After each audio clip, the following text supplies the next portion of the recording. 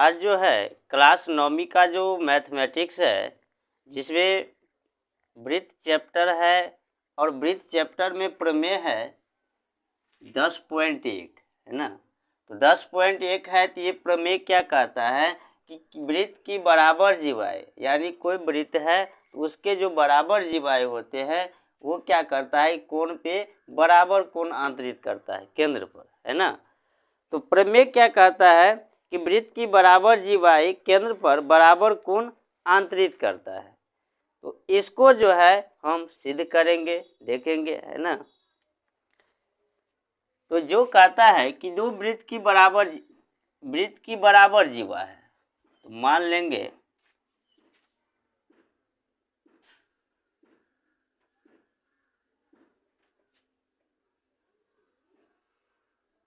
मान लिए कि वो केंद्र वाला कोई वृत्त है ना। और जीवा होता है कि दोनों साइड यदि परिधि को ऐसे करके मिलाए, है ना, तो वो जीवा हो जाता है। तो दो वृत्त है, एक वृत्त है उसमें दो जीवा है, एक जीवा हुआ और ये एक जीवा, ए बी सी डी, है ना।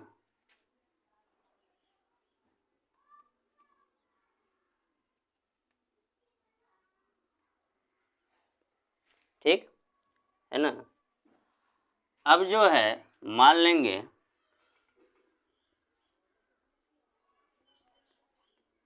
वो केंद्र वाला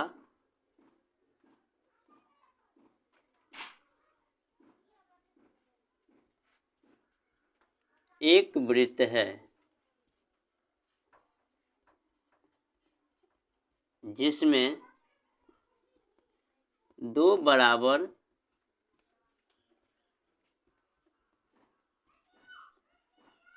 जीवाएँ हैं, दो बराबर जीवाएँ ए बी तथा सी डी है ना। क्या मान लिए कि वो केंद्र वाला कोई वृत्त है जिसमें ए बी और सी डी दो बराबर जीवा है ना। अब सिद्ध क्या करना है,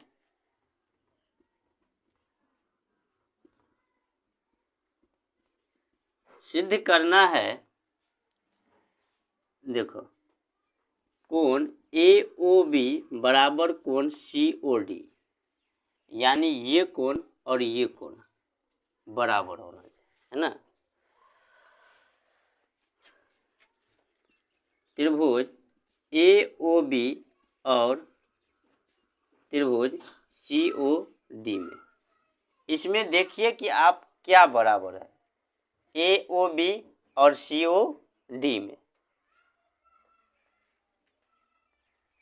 सबसे पहले तो ये कह दिया है कि वृत्त की बराबर जीवा केंद्र पे बराबर कोण आंतरित करती है ना। तो ये जो जीवा है वो क्या होगा, बराबर हो जाएगा। तो ए बी बराबर सी डी,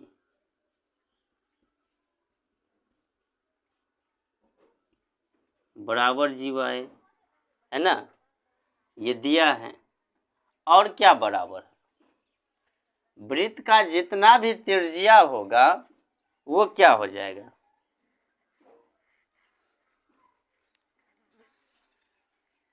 वो बराबर हो जाएगा, है ना। क्योंकि यहाँ से जिधर भी खींचेंगे वो दूरी क्या होगा, बराबर होगा।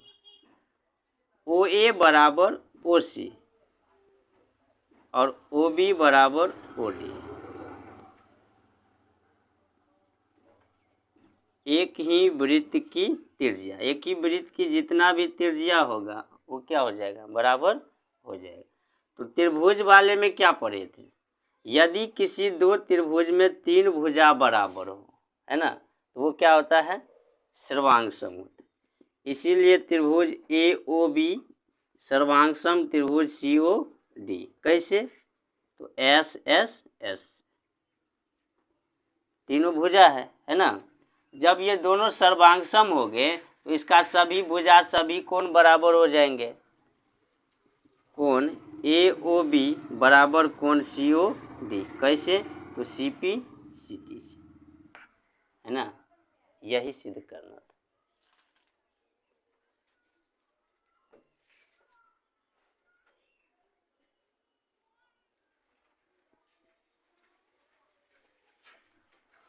अब प्रमेय 10.2 देखिए, है ना। वो क्या कहता है कि यदि एक वृत्त की जीवाओं द्वारा केंद्र पर आंतरिक कोण बराबर हो तो वो जीवाएं बराबर होती है ना। एक वृत्त के जो जीवा होगा वो केंद्र पे क्या करेगा, बराबर कोण बनाएगा। तो वो ये सिद्ध करना है कि वो जीवा बराबर है। जैसे 10.1 में सिद्ध किए ना, ठीक ये इसका उल्टा है ना। इसमें सिद्ध करना था कि कोण बराबर है और इसमें जीवा बराबर सिद्ध करना है।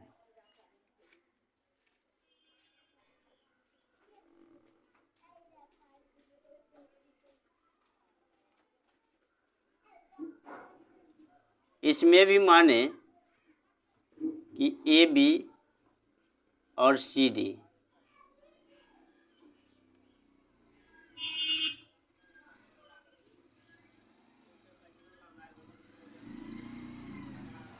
है ना, माना कि ओ केंद्र वाला एक वृत्त है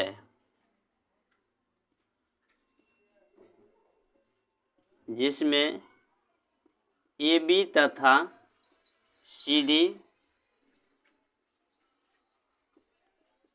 जीवाएं है जो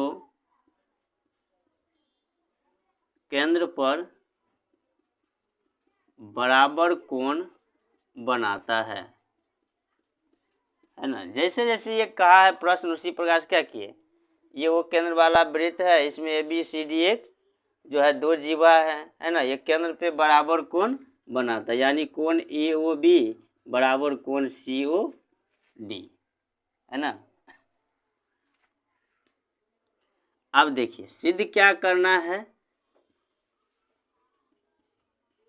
सिद्ध करना है कि ये दोनों बराबर होंगे, यानी ए बी बराबर सी डी, यही सिद्ध करना है ना। अब आइए प्रमाण में, ए बी और सी डी दोनों अलग अलग त्रिभुज में है, त्रिभुज ए ओ बी और त्रिभुज सी ओ डी में। ये तो इससे पहले भी पढ़े हैं ना सर्वांग समबाले, तो वही है। फिर इसमें क्या बराबर होगा, जैसे इसमें है वैसे ही होगा। देखो वृत्त की त्रिज्या तो बराबर होगा, है ना, और इसमें कोण बराबर दे दिया, कोण ए ओ बी बराबर कोण सी ओ डी, ये क्या किया है तो दिया है। और वृत्त का त्रिज्या क्या हो जाएगा, बराबर हो जाएगा, ओ ए बराबर ओ सी और ओ बी बराबर ओ डी।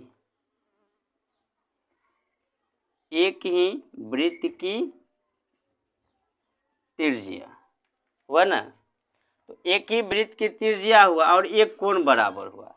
तो जब दो भुजा और एक कोण भी बराबर हो तो भी क्या होगा, वो सर्वांगसम होगा। इसीलिए त्रिभुज ए ओ बी सर्वांगसम त्रिभुज सी ओ डी।